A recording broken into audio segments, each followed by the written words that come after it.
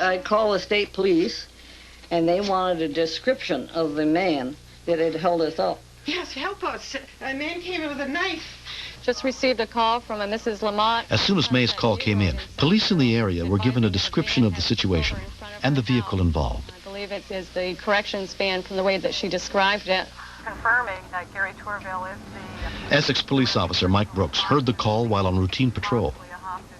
While I was going through an intersection in Essex Village, I observed a truck that was similar color and description. The last scene headed east on Route 2 through South Hero Village. Be advised that that subject may be armed and dangerous. When I called in the plate number to our dispatcher, she immediately called back and said she just received word from the state police and this was a vehicle they were looking for. 400 is in pursuit. I was concerned at this point that it probably wasn't a good idea to be stopping it now, but I'd already committed myself because I had the blue lights on. I could see only one person in the truck because my view was obstructed. He kept looking in his mirror and looking right at me. But the vehicle wasn't pulling over. I just maintained my distance behind the truck and radioed in my position to the dispatcher to coordinate assistance for me. Backup units were dispatched. Lieutenant Robert Yandow was among those who responded. I'll stay on a two-way. If he takes on industrial, you guys stay with him. Okay. When I heard that he was going to be making an attempt to stop the vehicle, that's when I left the office with Gary and Robin to lend whatever assistance we could to Lieutenant Brooks. As I got closer to the truck, I could see in the mirror on the driver's door that the passenger was holding what appeared to be a knife to the driver's throat.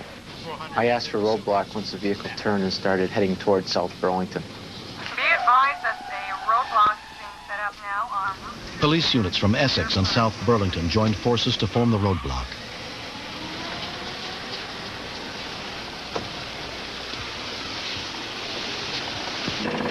Come on, go around him. Hit him.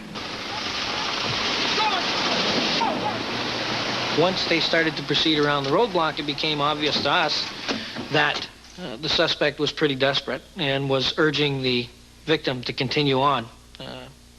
At that point, it appeared to be at any cost. The fact that they got on the interstate not only surprised everyone, but gave us an advantage that we wouldn't have had if they'd have stayed on a congested road. We're coming up on your left side. Okay, I copy. On my left. Go for it. Everybody maneuvered their vehicles to box in the suspect. Robbie on the right. Okay, we got him locked in. Hit him, come on. Hit this guy on the left. Come on, hit him. Hit him again, come on. Stay around him, Rob. Stay with him.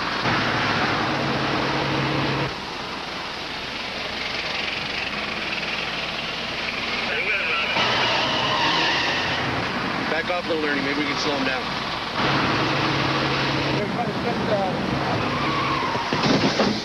Once we had the vehicle boxed in, no one was going to allow that situation to digress to the point where it would be out of control again. The victim hostage had no choice but to slow down and ultimately stop. They don't care nothing about me, and they don't care nothing about you.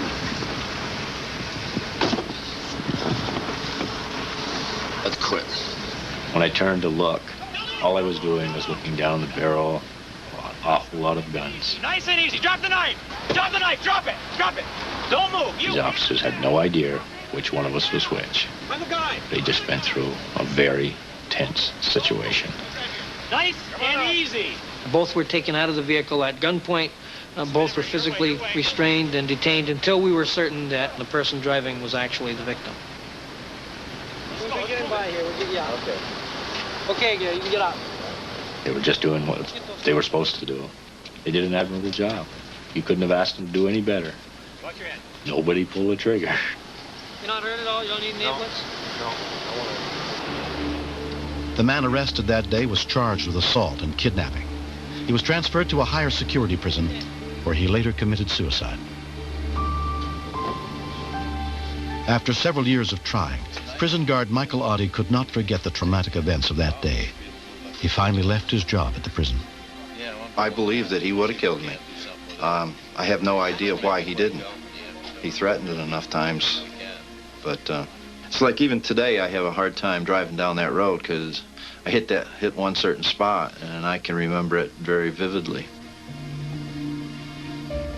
In the years since the incident, Gary Tourville has kept in touch with the now widowed May Lamont. Hi, Gary. Hi, May. Gary was wonderful, and I owe my life to Gary Tourville. I believe that fellow would have killed us if it hadn't been for him. And I think that ride was one of the wildest rides that anyone ever took. It's all part of something you were doing, and it just happened you were there at that moment, and you did something that you knew you had to do. It's fun to sit down and talk about it, and go, okay, I've ran roadblocks, and I've rammed into police cars, and I've been handcuffed and frisked, and it's okay, but what's next? It was a Monday. What do you do for Tuesday?